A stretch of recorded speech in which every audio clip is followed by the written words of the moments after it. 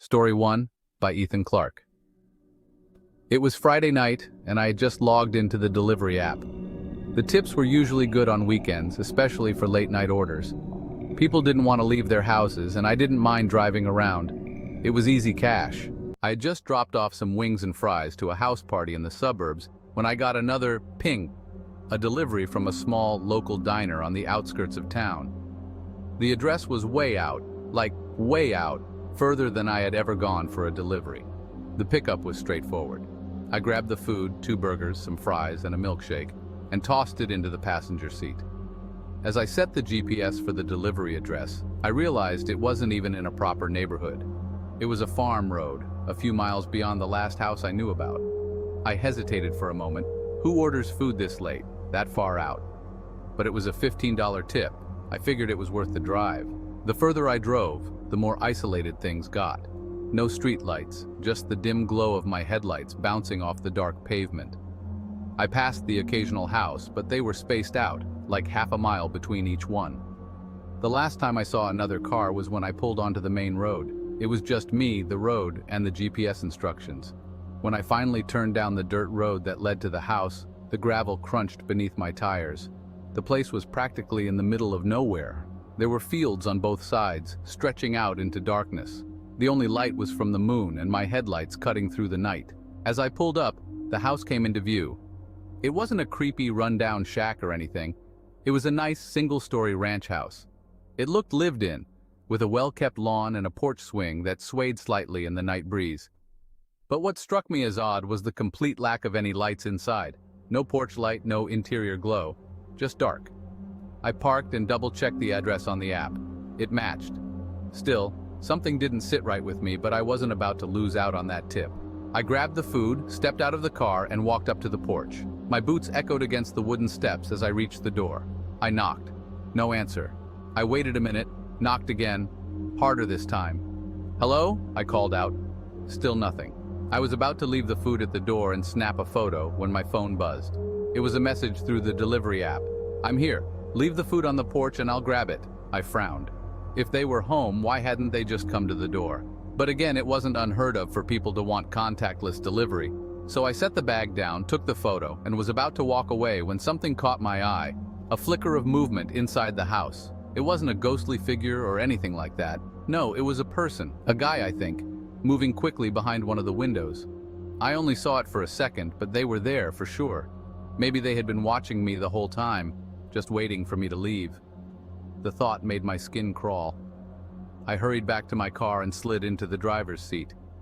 As I pulled away from the house, I couldn't shake the weird feeling that something was off. Maybe it was the darkness, the isolation. Maybe it was the fact that I had never been that far out of town for a delivery before. But whatever it was, I wanted to be done with the night. Just as I was merging back onto the main road, my phone buzzed again. It was another message from the same delivery. "Thanks for the food. You're a lifesaver."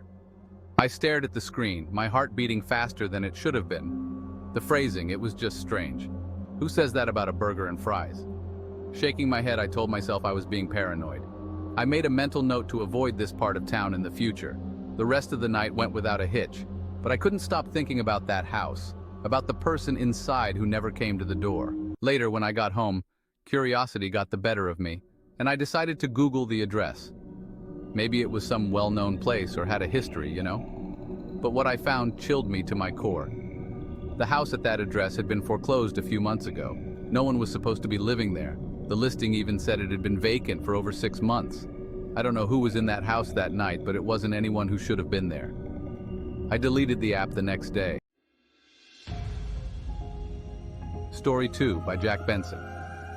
I've been working food delivery for about 6 months now, and let me tell you, 99% of the time, it's pretty uneventful. You pick up food, you drop it off, maybe you get a tip. That's it. But every now and then you get an order that sticks with you, the kind that makes you think, maybe I should quit doing this. This is that story. It was a Friday night and I was finishing up my last couple of deliveries. It had been a long shift and honestly I was ready to call it quits. I was halfway home when my phone buzzed. Another order. I was about to ignore it, but I saw the tip. $50. $50 for a single delivery? I couldn't pass that up. The address was way out though. a solid 20 minutes outside of town, in a rural area I wasn't familiar with. I double-checked the map, thinking it had to be a mistake, but no, it was real. A small house on a road I'd never been down before. The pickup was quick, just a couple of burgers and fries from a local diner. The cook told me it was for a regular, someone who ordered almost every Friday. Seemed normal enough, so I loaded up the food and hit the road. The further I drove, the darker and quieter it got. No streetlights, barely any traffic. Just me and the GPS leading me down long, winding roads. Eventually, I found myself on a narrow gravel road, surrounded by thick trees on either side. The kind of road where you don't see many houses. My stomach started to churn. I was used to deliveries in quiet neighborhoods, but this was different. This was isolated. I kept telling myself it was just another job, just another customer. But something about the area was getting to me. After about 10 minutes on that gravel road, I finally saw the house. It was a small, single-story home, nothing too strange. No lights were on though, which I thought was odd for someone expecting food. I pulled into the driveway and sat there for a second, staring at the dark house. I grabbed the bag, stepped out of the car, and walked up to the porch. The air was heavy, like the kind of humidity that comes right before a storm. I knocked on the door and waited. Nothing. I knocked again, louder this time, still nothing. I pulled out my phone to check the delivery instructions. It said leave at the door. Well, that's simple enough. I snapped a photo of the bag on the porch, and just as I was about to walk back to my car, the door creaked open. Not fully, just an inch or two. I froze, staring at the crack in the door. Hello? I called out, trying to keep my voice steady. A woman's voice answered, soft but clear. Just leave it there, please. I let out a breath I didn't realize I was holding. Okay, no problem, I said, maybe a little too eagerly. I turned and hurried back to my car. But just as I reached the car door, I heard footsteps behind me. Not running or anything, just walking. Slow, deliberate steps. I spun around. The door was still cracked open, but I couldn't see anyone. My heart was pounding in my chest. Then I heard it again. The voice, this time a little louder. You forgot something. I frowned. What could I have forgotten? I knew the bag was sealed. No, I think I got everything. I called out, trying to keep it light. But the voice didn't answer. The door just stayed open, and the footsteps stopped. Now, I'm not the type to scare easily, but something about this whole situation had my nerves on edge. I wanted to get out of there, fast. I didn't want to wait around and figure out what was going on inside that house. I hopped in the car, started the engine, and drove off. The gravel crunched under the tires as I sped down the road, glancing in the rearview mirror. The house got smaller and smaller in the distance, and soon it was just me and the road again. I pulled over about 5 minutes later just to catch my breath. My hands were shaking. I pulled out my phone to double-check the delivery just to make sure I hadn't missed anything. The order was marked as complete, payment received. Everything seemed fine, but that feeling in my gut didn't go away. I decided to Google the address, just out of curiosity. Maybe the place had some weird history, or maybe I delivered to a celebrity without realizing it. But nothing came up. No listing, no photos, nothing. The address didn't exist. Now, I don't know what was going on that night. Maybe the GPS messed up. Maybe the house wasn't supposed to be listed anymore. I don't have any answers. But what I do know is I never took another delivery that far out again. Some tips just aren't worth it. Story 3 by Mike Thompson. I've been doing food deliveries for about a year now. It's not glamorous, but it pays the bills, and the tips can be decent on weekends. Usually it's just a series of quick drop-offs, but every now and then you get an order that sticks with you, one that makes you think twice about heading out alone at night. It was a Friday evening, and I'd been driving for a few hours already. The night had been slow, and I was getting ready to call it quits when I got a notification. The order was from a small local diner on the outskirts of town, a burger, fries, and a milkshake. I glanced at the tip, $40. That caught my attention. It was a little out of the way, but I figured the money made it worth the extra time. I picked up the food without any issues and punched the address into my GPS. The destination was on the far edge of town, just past the last row of houses I'd normally deliver to. As I left the familiar streets behind, the streetlights thinned out, and soon I was driving down a long, narrow road with nothing but trees on either side. The house was still about 10 minutes away, according to the GPS. I was out in the country now, where everything was spaced out. The further I drove, the darker it got. I didn't pass any cars, no houses, just long stretches of road. After a while, the GPS instructed me to turn down a gravel driveway. I hesitated for a second. There were no lights, no mailbox, but I followed the directions. The gravel crunched under my tires as I slowly made my way up the drive. Trees loomed overhead, their branches creating a tunnel of shadows.